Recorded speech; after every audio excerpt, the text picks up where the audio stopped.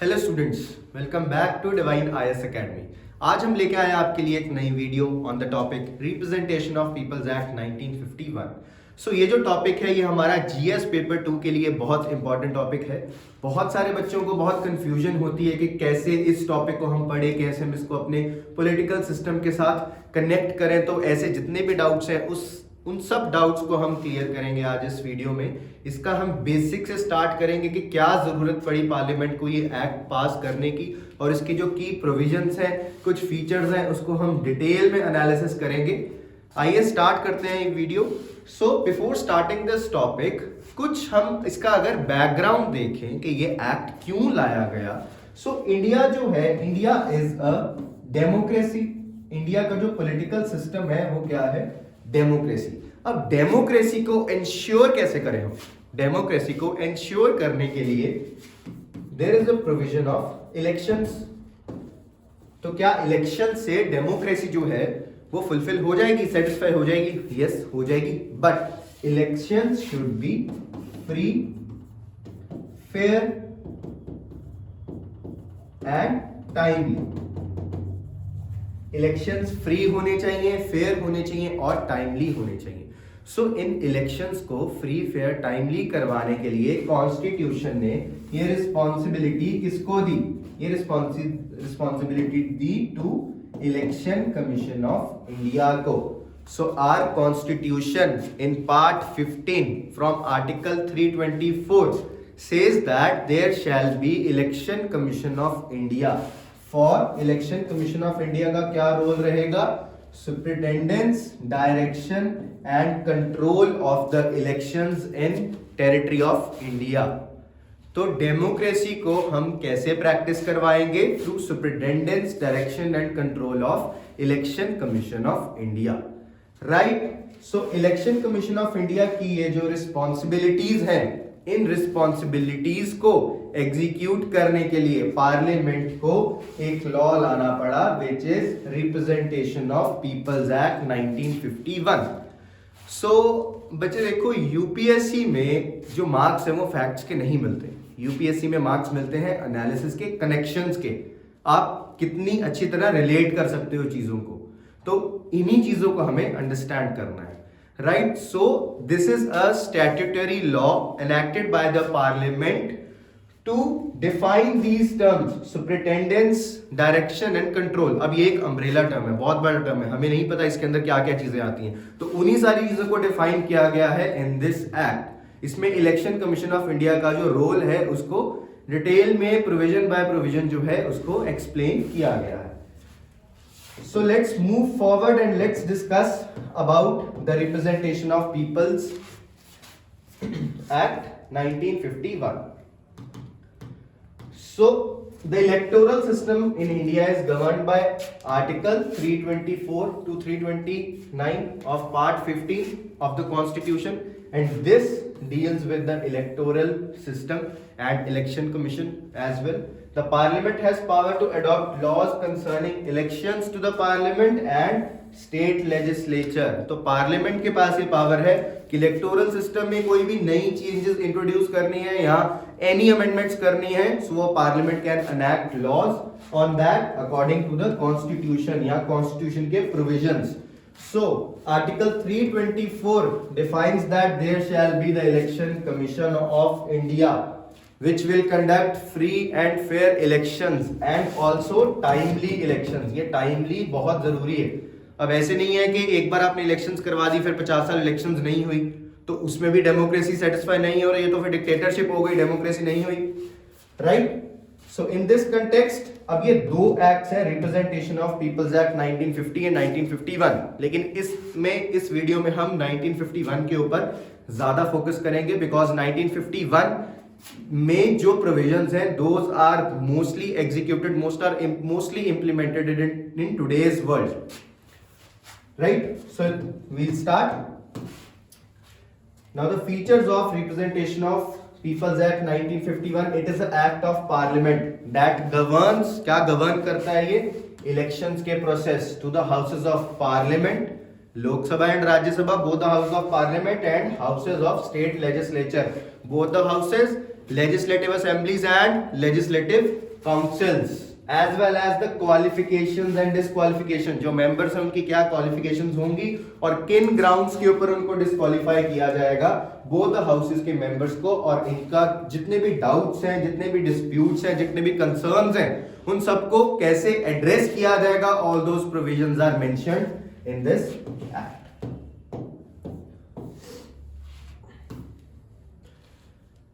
सो ये देखिए इसके की provisions.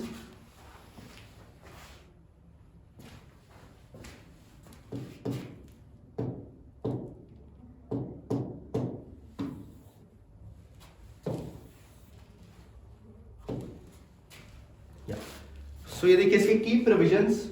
It regulates how elections and by elections are held. Election और बाय इलेक्शन. बाय इलेक्शंस क्या होते हैं? जब किसी पर्टिकुलर सीट जो है वो वैकेंसी हो जाती है, वेकेंट हो जाती है कोई पर्टिकुलर सीट, तो elections only on one seat, उसको हम बाय इलेक्शंस बोल जाते हैं. जो दूसरे इलेक्शन उसको हम जनरल इलेक्शंस बोलते हैं. जब टेन्योर खत्म हो जाता है पूरे हाउस का, लेजिस्लेटिव असेंबली का या लोकसभा का, उसकी जब कलेक्टिव एक इलेक्शंस होती है उसको हम जनरल इलेक्शंस बोल देते हैं. बाय इलेक्शन इज जब पर्टिकुलर एक सीट के ऊपर इलेक्शंस करवाई जा रही है. तो it provides the administrative infrastructure. Administrative infrastructure मतलब इलेक्शन कमीशन ऑफ इंडिया, उसके चेयरमैन, उसके मेंबर्स, फिर स्टेट इलेक्शन कमीशन के मेंबर्स, फिर रिटर्निंग ऑफिसर्स, उनका जितना भी स्टाफ है वो पूरा administrative framework. It has to do with the political party registration.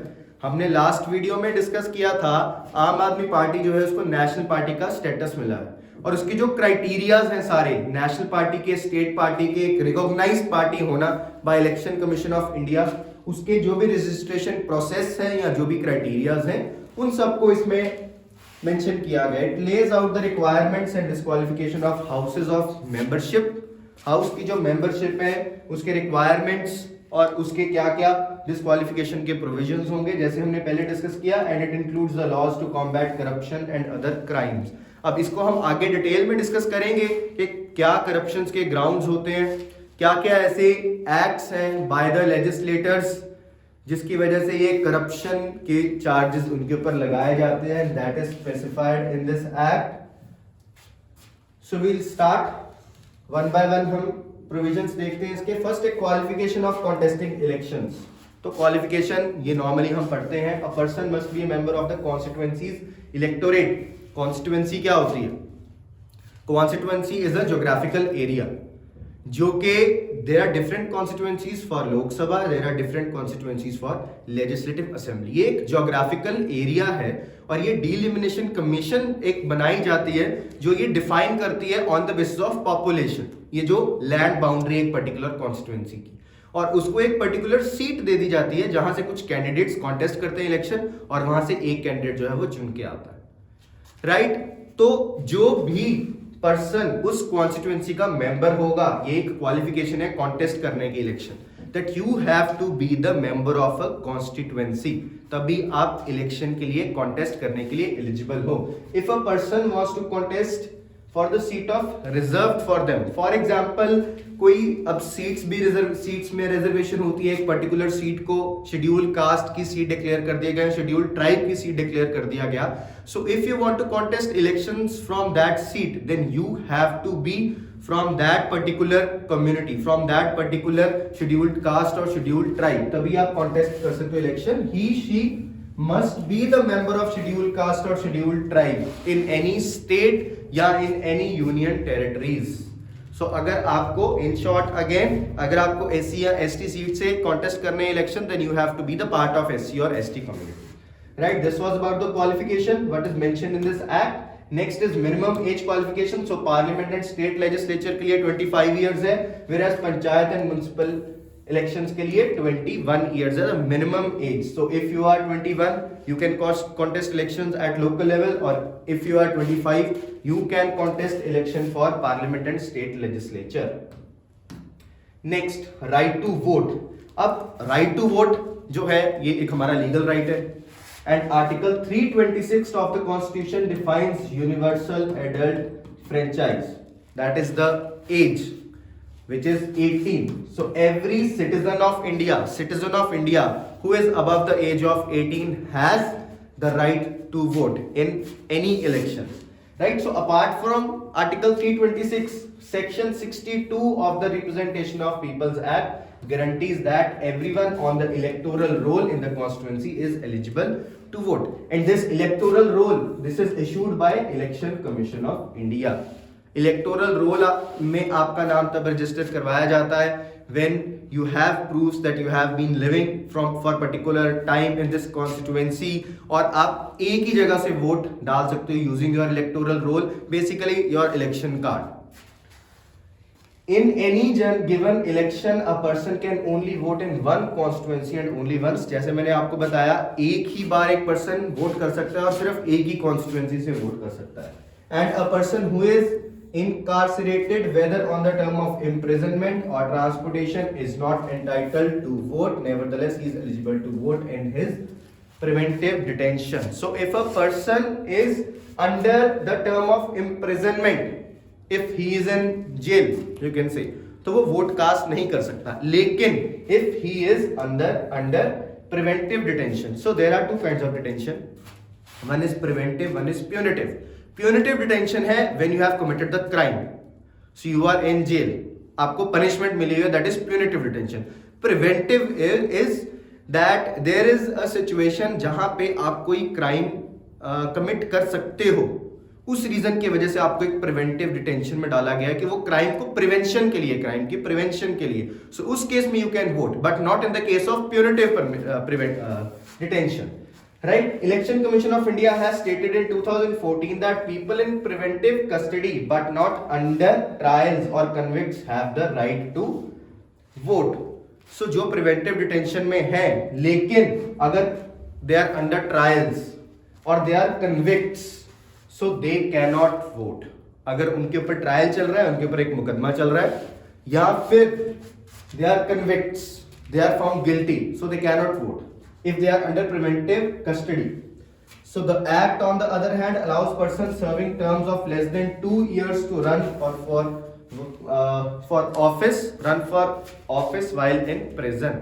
So suppose there is a MLA or MP और उसने कोई क्राइम कमिट कर दिया और he or she has been found guilty, लेकिन उनकी जो imprisonment है, उसका जो term है, that is 2 years or less than 2 years, right? That is less than 2 years, not 2 years, less than 2 years. So they can run their office. Then too they will be MP or MLA. But अगर उनकी imprisonment है 2 years or more than 2 years, then they have to leave their office. Then they are dismissed from their office, not disqualified, dismissed from their office. So अगर 2 साल से कम की उनको सजा है, so they can continue using their office, अपने office में ही रहेंगे, चाहे वो MP है, MLA है, कोई भी है, राइट? तो ये राइट टू वोट के रिलेटेड कुछ प्रोविजंस थे इस एक्ट में. नेक्स्ट है provisions related to political parties. So ये हमने लास्ट वीडियो में डिस्कस किया था, एक बार दोबारा डिस्कस करते हैं. तो become a political party, any organization of group must register with the election commission of India whose decision on registration is final. So article 19 of the constitution, right to freedom, provides us a freedom कि हम एक political party बना सकते हैं, हम एक association बना सकते हैं, राइट? लेकिन उसकी रजिस्ट्रेशन करवाना मैंडेटरी है, और वो जो रजिस्ट्रेशन की जो एक डिस्क्रिशनरी पावर है वो इलेक्शन कमीशन ऑफ इंडिया के पास है. Election commission of India is not bound to provide every party a registration. That is the will of election commission of India. Political parties have to be registered, can eventually be recognized as state party or national party. There is a difference between registered party and there is a difference between recognized party. Recognition party को मिलती है जब वो बन जाती है state party या national party. वो चीज अचीव करने के लिए कुछ क्राइटेरियाज हैं जो हमने लास्ट वीडियो में डिस्कस किए थे, और उसके कुछ बेनिफिट्स हैं वो भी हमने लास्ट वीडियो में डिस्कस किए थे.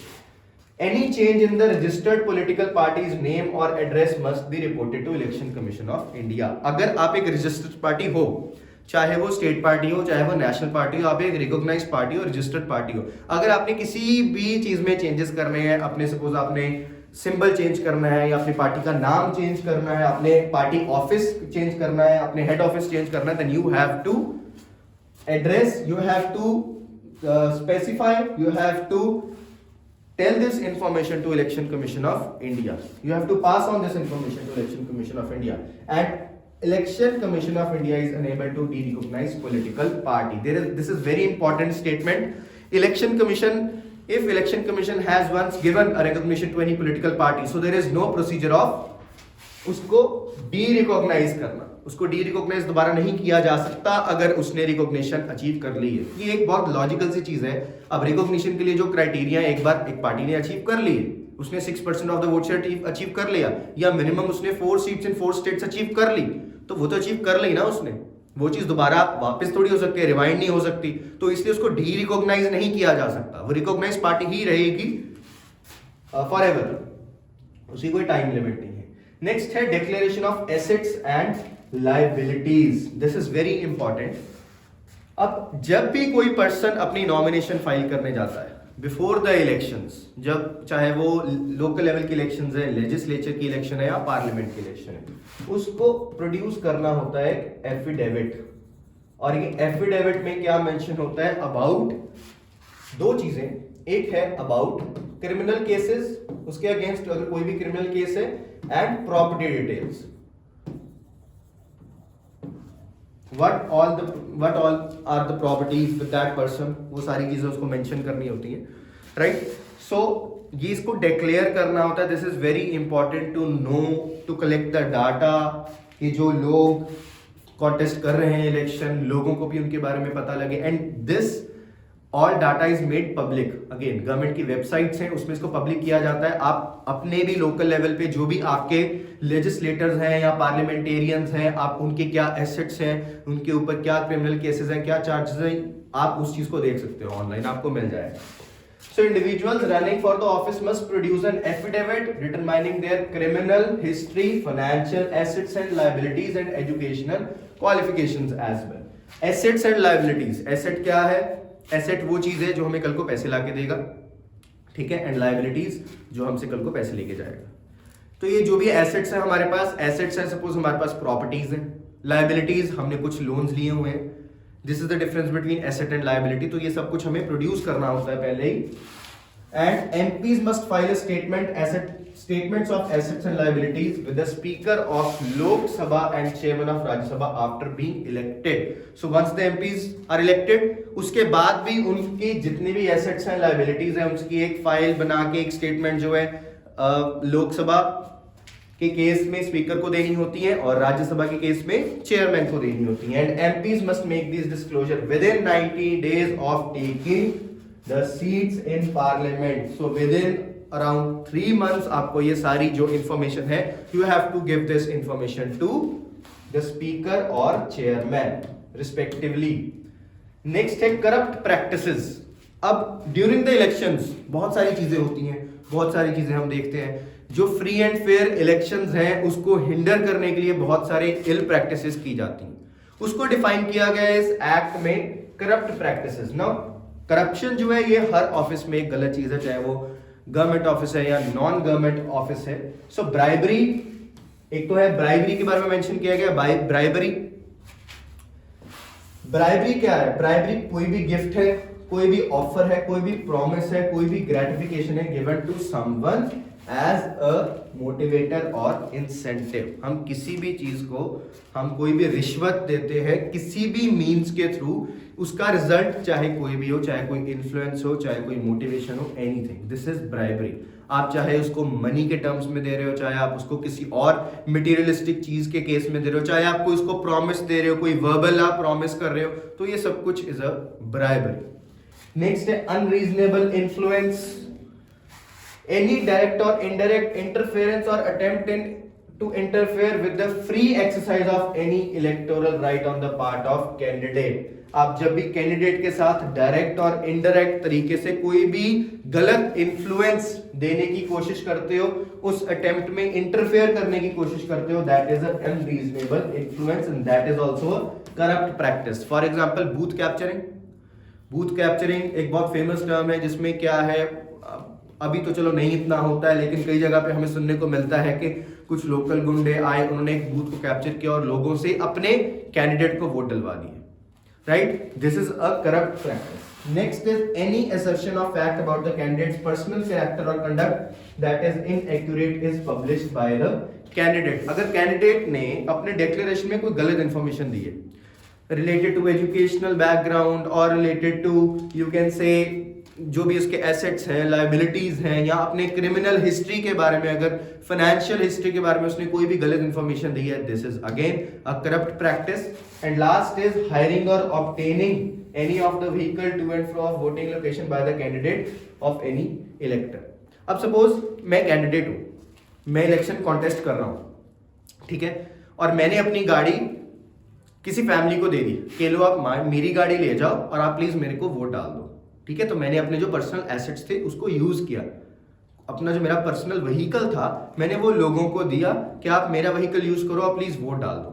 So this is also corrupt practice. मान लो मेरी एक बस है, मेरी 4-5 बसेज है, मैंने एक गांव में भेज दी अपनी 4-5 बसेस के, गांव के सारे लोग मेरी बस लेके जाओ और मुझे वोट डाल के आओ, तो ये करप्ट प्रैक्टिस है. So this is also corrupt practice under this act. तो ये कुछ करप्ट प्रैक्टिसेस है बाय द जो कैंडिडेट्स हैं which is defined in this act. Next is disqualification of MPs and MLAs. So disqualification किन basis पे की जाएगी? अब ये एक्ट कब आया? 1951 में, लेकिन एंटी डिफेक्शन लॉ भी है हमारा एक, राइट, जो कि 1985 में आया था. तो उससे पहले भी ये सारी चीजें जो है, ये सेट ऑफ रूल्स हैं जो कि फॉलो करवाई जाती थी in this field of disqualification. Let's discuss. अब जो सेक्शन 8 सब क्लॉज 3 है एक्ट का, वो क्या बोल रहा है? दैट इफ एन एमपी और MLA is convicted of any other felony and sentenced for 2 years or more in prison, he she will be disqualified for 6 years from the date of release.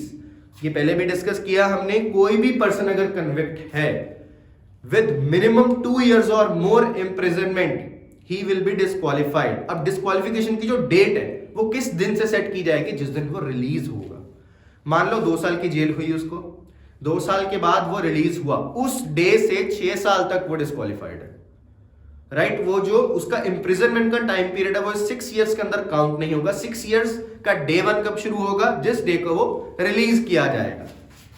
Next, even if a person is out on bail after the conviction and has appeal is still pending, he remains ineligible to run the office. Simple. अगर वो bell पे बाहर आ गया तो भी वो eligible नहीं है, बिकॉज उसको जो सजा थी वो 2 साल या 2 साल से ज्यादा की हो गई थी. हाँ, अगर 2 साल से कम की होती तो अपना ऑफिस रन कर सकता था from the jail, right. Section 8 subclause 4 enables convicted MPs, MLA or MLCs to keep their jobs if they appeal their conviction sentence to higher courts within 3 months of the trial court's decision. अब suppose court ने decision दे दिया, ठीक है, और with in 3 months उन्होंने higher court में appeal कर दी. Higher court as in कि अगर हाई कोर्ट ने उनको जजमेंट दी है, उन्होंने सुप्रीम कोर्ट में अपील कर दी है, या लोअर कोर्ट सबऑर्डिनेट कोर्ट ने उनको जजमेंट दी, उन्होंने हाई कोर्ट में अपील कर दी है. So they are eligible to hold their offices. कौन कौन? Member of Parliament, Member of Legislative Assemblies and Member of Legislative Councils. So they can keep their job continuing if they file an appeal in the higher court within the 3 months of conviction, right?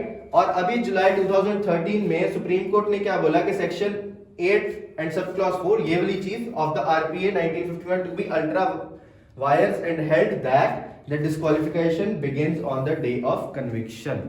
तो supreme court ने इस चीज को नाकारते हुए ये बोला कि जो डिस्क्वालिफिकेशन है ये कन्विक्शन डेट पे ही स्टार्ट कर देनी चाहिए. कन्विक्शन डेट जिस दिन जजमेंट मिला, जिस दिन ये कन्विक्ट हो गया, उसमें ये जो 3 मंथ्स वाला क्लॉज है इसको एक्सेप्टेबल नहीं रखा जाएगा of the representation of peoples act 1951. So this was all about disqualification of MPs and MLAs.